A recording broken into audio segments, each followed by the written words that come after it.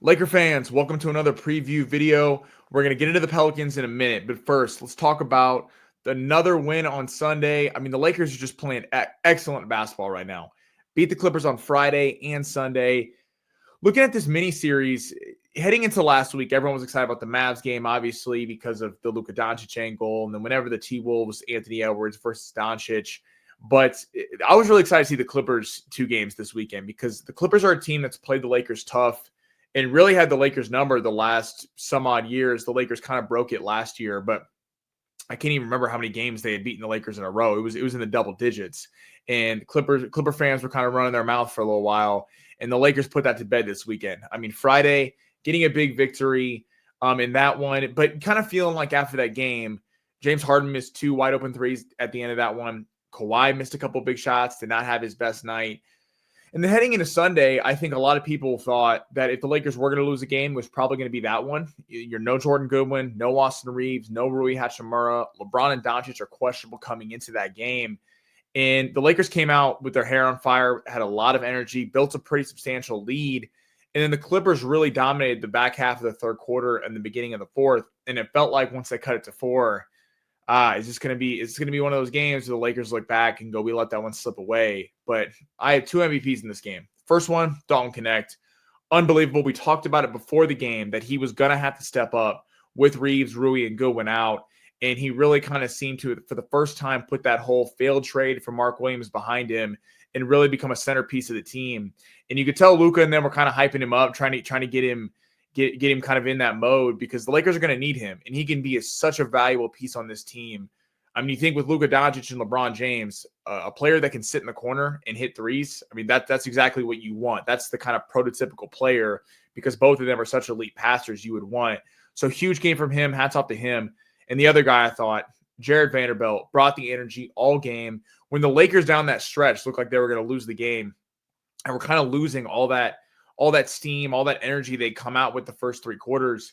Jared Vanderbilt was rebounding and got a couple easy buckets, the big putback on the LeBron miss. And then I believe the score was 92-88, and they're creeping there, and Kawhi's on an absolute tear. And I believe it was LeBron missed the 3, and Vando gets a rebound. Then Vando gets another rebound, and the Lakers end up getting 3 to 4 rebounds on that possession alone, keeping it alive, and LeBron hits the shot in the corner. So huge performance from Jared Vanderbilt and Dalton Connect. I think they were really the MVPs of the game. And then Doncic and LeBron doing their thing like usual, coming up when it mattered.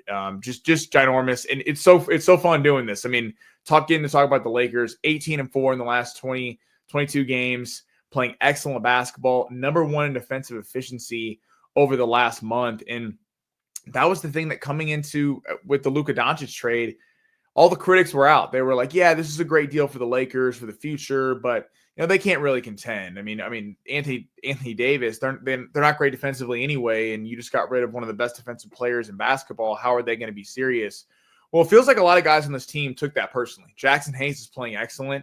He is really starting to rethink about where he's at. I'm not sitting here saying he's an all-star level player or something like that, but he's certainly been very good and part of the reason the Lakers are on this win streak. And Dorian Finney-Smith and Jared Vanderbilt, I think, took this whole the Lakers aren't going to play defense thing personally because they've been great, excellent all-ball defenders. It feels like everyone around them, Luka, Reeves, everyone's kind of just up their game. Rui, and they're playing as such a unit. And I can't remember the last time I was watching Laker basketball where a team looked this happy to be around each other and really playing for each other and running the JJ Redick system of don't give up anything easy, pack it in against the bigs, force them to hit shots. And people might want to criticize it, saying that, is that sustainable? Well, it is, because look who the Lakers have beat in the last 3 weeks. I mean, they've beaten Boston. They've beaten Indiana. They've beaten New York. They've beaten Denver. They beat the Clippers twice. They've beaten Minnesota. I mean, they've ran through elite teams in the East and Western Conference. The Lakers are dangerous, and this is a serious title contender, and it's so fun to watch. Getting that tiebreaker against the Clippers was a big deal, I think, because the Lakers keep needing to get these tiebreakers, because if, God forbid, there's an injury or you lose a couple games in a row, you don't want to be sitting there, and that tiebreaker is the difference between getting home court advantage and not. But switching gears a little bit to the Pelicans preview.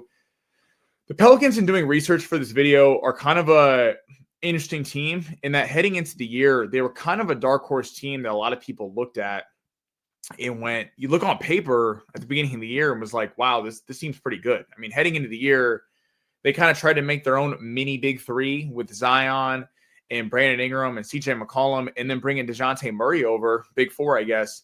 And you look at that team and go, that's probably a serious player in the Western Conference and like really young and talented. And then it kind of all fell apart. Brandon Ingram was traded to the Raptors when the season was kind of in the tank. DeJounte Murray got hurt earlier this year. He won't be returning this year. And Zion, we all know the injury struggles with him. I believe he's played about 23 games in total.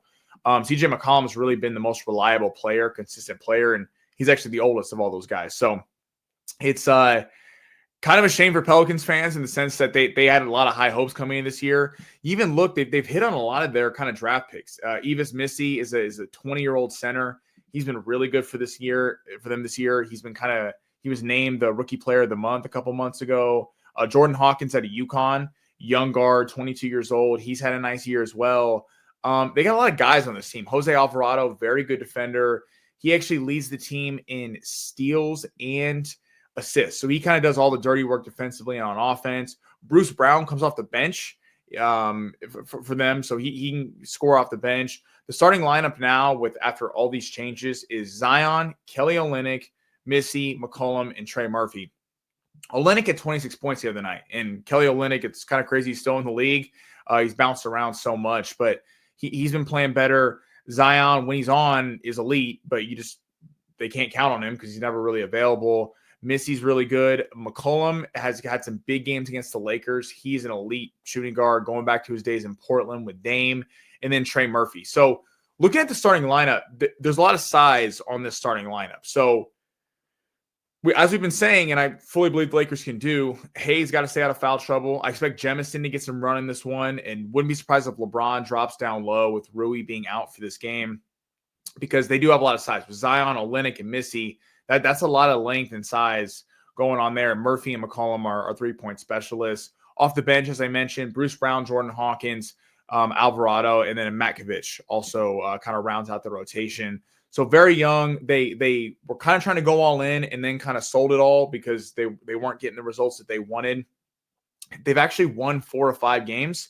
So even though the record is 17-44, they are winning. They had a win against the Suns, winning against the Jazz. So not the best competition, but still, this is a game the Lakers don't want to look past. This is, as we talked about earlier, about the Lakers beating the really good teams and having a 7-game streak of holding teams under 102 or under. This is the kind of trap game where the Lakers could come out flat. You have the Knicks coming up. You have Boston. You've been on an absolute tear. It's easy to get up for New York and Boston. Those are nationally televised games. There's going to be celebrities galore at those games. The Boston game is Saturday primetime, and the Knicks game is going to be Thursday night. It's easy to overlook a Pelicans team that is not very good, but has quietly been playing good ball recently. And I think the size factor with Missy and Zion and Olynyk is going to have to come into play. How are the Lakers going to defend this? Are they going to if you're thinking about it, JJ Redick's system of kind of packing it in, not giving up easy bunnies, and making teams hit shots should work against this team because they are very kind of front court driven. But McCollum and Murphy can get off at any point, and we do know that Bruce Brown's had some big games against the Lakers, even though he's not quite the player he was when he was with the Nuggets. So Lakers should win this one. On the injury report side, Rui is out for the game. Unfortunately, Maxi Kleber is obviously out, even though there is a report that they believe that he will return before the playoffs, which is big news. He could really help Jackson Hayes down there in the front court. Austin Reeves and Luka Doncic are questionable. Reeves dealing with that right calf strain, and Luka with the right knee contusion after he bumped knees the other night. And LeBron is probable with left foot injury management. And then the only player for them, obviously, DeJounte Murray, they've had a lot of season-long injuries, but the only injury for this game is Brandon Boston is questionable. He is a shooting guard. He'd come off the bench if he does play. He's kind of a three-point specialist as well in defender. So, again, Lakers should win this one. But the Lakers have had problems against teams not above 500. They beat all the really good teams. They get up for it. But look at the last 2 Laker losses. It was Charlotte and the Jazz, 2 teams that, frankly, had no business being in the game with the Lakers. But that's the NBA. Anybody can beat anybody on any given night. So hopefully the Lakers bring it. Don't look at this as a trap game. Go out, win this one, extend the winning streak to 7.